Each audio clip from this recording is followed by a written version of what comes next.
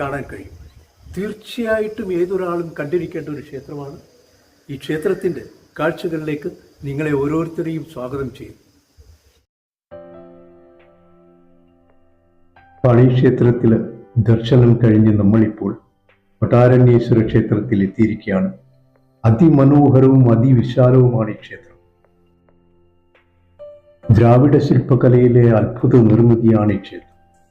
കരിങ്കല്ലിൽ ജീവൻ പകരുന്ന ദ്രാവിഡ ശില്പകലയുടെ മാന്ത്രികത നമുക്കിവിടെ കാണാൻ കഴിയും.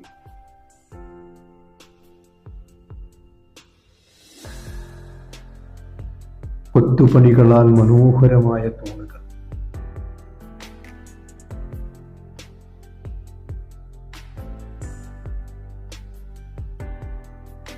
ശരിക്കും അതിശയത്തോടെ നമ്മൾ കണ്ടു നിന്നു പോകും. അതുപോലെയാണ് ഈ ഓരോ തൂണുകളും.